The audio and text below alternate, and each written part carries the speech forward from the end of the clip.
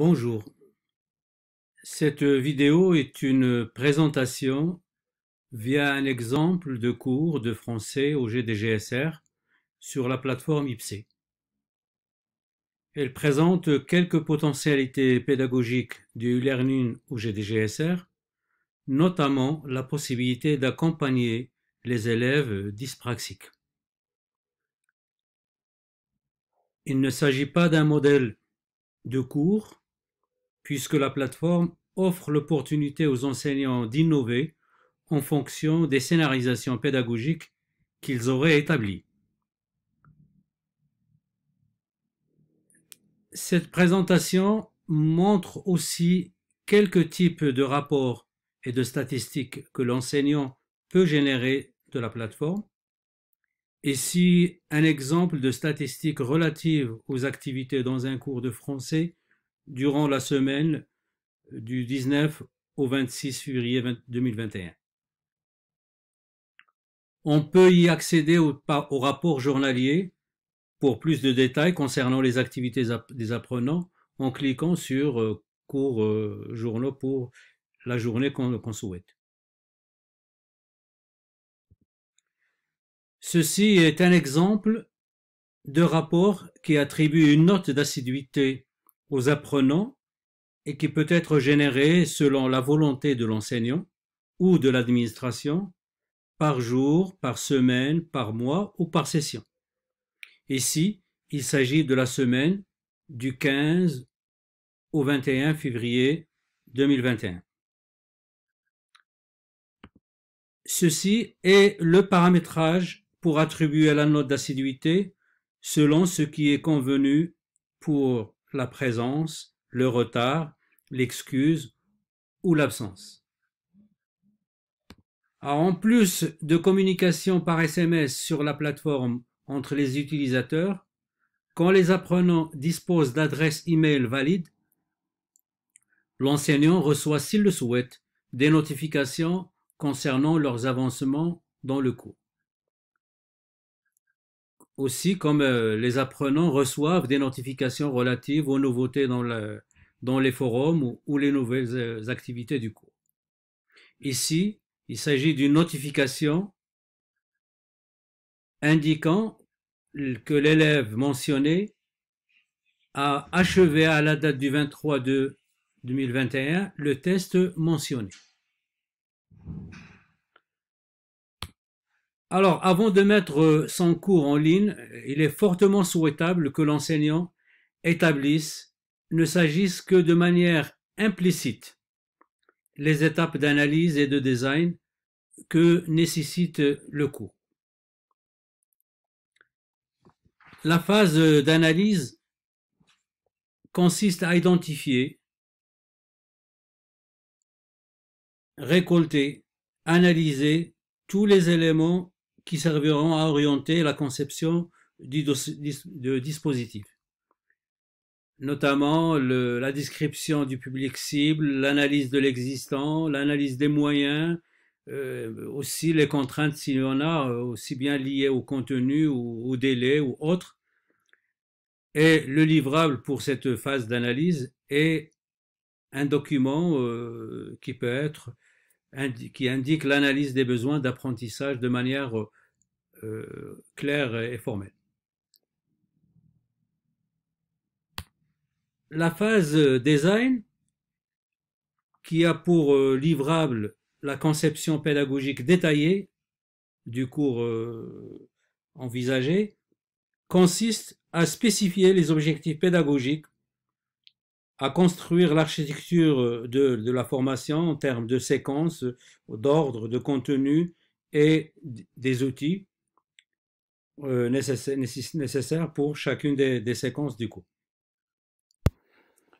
Alors, le cours qui sera présenté ici part de la scénarisation faite lors de l'élaboration d'un manuel scolaire du français qui est utilisé au niveau 6e année primaire. On y voit sa structuration. Donc l'enseignant d'une n'importe quelle discipline, en attendant il peut partir du manuel scolaire ou n'importe quelle scénarisation établie pour élaborer son, son cours de manière scénarisée.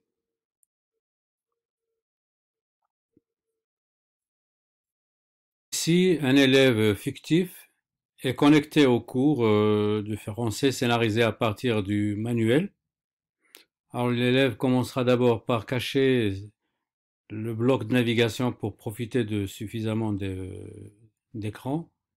Et là, la machine, enfin, c'est indiqué son état d'avancement dans ce cours. Il est à 42% de l'avancement. Alors, s'il le souhaite, il peut cacher cette partie en cliquant ici. Et là, il a les différentes sections du cours. Donc, ce cours, il est scénarisé suivant une partie, ou une section relative à la salle de classe où il peut y avoir un cours à distance. Ici, communication, une section intitulée communication et actes de langage. Ici, lecture, grammaire, conjugaison, orthographe, lexique, production, projet. Et il y a ces extra où je montre certains aspects autres que l'utilisation du cours du français. Alors, je ne vais pas détailler toute la totalité, mais par exemple, dans la salle de classe, voilà, l'élève trouve le moyen d'entrer en contact avec son enseignant via la visioconférence. Ici, il y a une évaluation diagnostique. Quand il clique ici, il trouve voilà, il peut naviguer à travers cela. Il y a un texte, puis il a un certain nombre de questions auxquelles il doit répondre. Et la machine évalue ses réponses au fur et à mesure qu'il avance. Voilà, quand c'est bien, c'est bien. Donc ici, je mettrai une réponse fausse. Voilà, une autre fausse. Une vraie, vérifier, c'est bien. Et il continue ainsi. Et doit répondre à chacune des questions de compréhension relatives au lexique, relatives à, à la grammaire, à la conjugaison, etc. Dans voilà, le lexique, la grammaire, etc. Et à la fin, il obtient son score. Alors sur 3 points, ici il y a 3 points, mais cet élève il a déjà fait ce test, donc nous allons voir comment il l'a réalisé. Alors toujours dans la salle de classe, il y a d'autres activités se présenter, donc une vidéo que l'apprenant peut agrandir, voir, écouter, voir.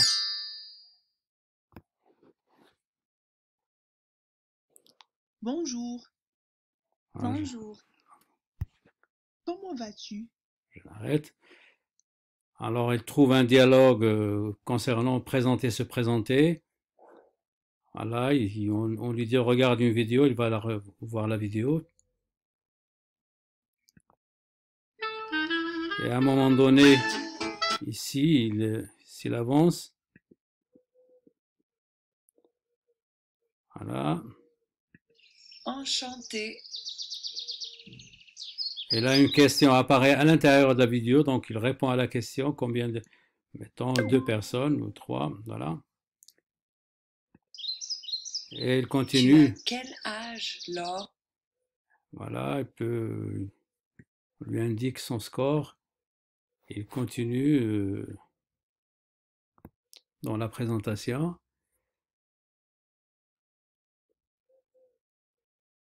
Alors, ce qui est fait, il est coché, donc c'est déjà fait. Ceci est une présentation faite par Scratch.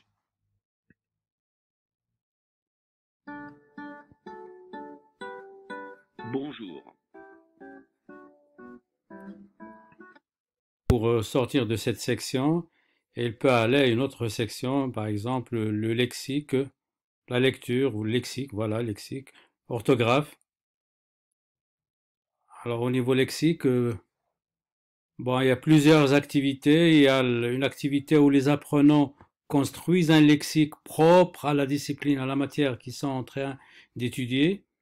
Et le vocabulaire qu'ils ont établi, enfin, qui a constitué la base de données peut être utilisé pour des mots croisés ou pour des mots cachés, etc. Donc voilà, c'est un exemple de mots croisés générés par la plateforme.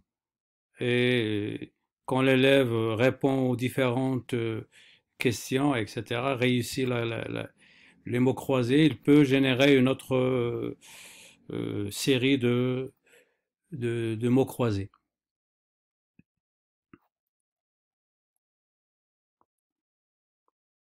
Alors toujours dans le lexique, il y a l'image cachée, il y a qui veut à gagner le million, il y a les mots mêlés, le sudoku, serpent, pendu, etc. Tout ça, c'est des activités qui permettent à l'élève de renforcer son vocabulaire. Voilà, on voit les activités qui sont déjà faites par l'élève et ceux qui restent seront faites plus tard. Allons-y voir l'orthographe. De dictée, la machine lance la dictée. Bonjour Sarah. Le mercredi, j'ai participé avec ma famille et mes amis à la fête de l'école. L'élève peut répondre, Nous écrire avons déjà, organisé plusieurs activités sportives, ludiques et artistiques. etc. Donc je ne vais pas le terminer. La machine peut reprendre de manière cool, lente. Bonjour Sarah. Le mercredi, j'ai Alors je peux arrêter, voir est-ce que... Voilà, j'ai 4 sur 26, donc je peux voir le résultat. Donc voilà. Les autres sections suivent le même principe avec les spécificités bien entendu. On peut trouver dans la lecture des exercices de prononciation où l'élève pratique sa prononciation et la machine lui corrige sa prononciation. Allons-y voir maintenant quelques exemples d'extra, de physique circuit électrique. À sa disposition un certain nombre d'outils, par exemple ici une batterie, un transistor, un interrupteur, des fils, une lampe, et il peut construire son circuit à volonté. Il a bien entendu un voltmètre, etc. Il a fait son montage, il peut fermer l'interrupteur et on voit la lampe allumée. Il peut augmenter l'intensité ou la puissance de la batterie, comme il peut modifier la résistance. Donc on voit si la résistance augmente, le courant ne circule plus convenablement. S'il diminue la résistance, la lampe... donc ça, c'est un rhéostat finalement. Et il peut voir les électrons ou selon le sens conventionnel du courant. Il peut utiliser un voltmètre pour mesurer. Voilà, au bord de la résistance. Et là, on voit 22 volts. S'il change la position là, il obtient une valeur négative, donc il y a des exemples pour les SVT ou pour les mathématiques. Regardez quand l'apprenant change, il peut demander différents types de courbes, etc.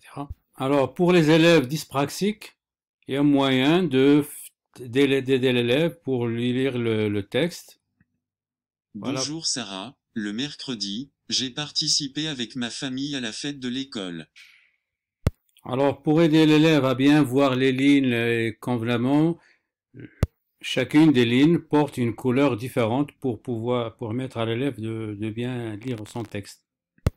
On peut aider l'élève dyspraxique par des tableaux en mathématiques, par exemple les longueurs, ou pour les masses, ou encore pour les aires, ou encore pour les volumes, ici pour les volumes.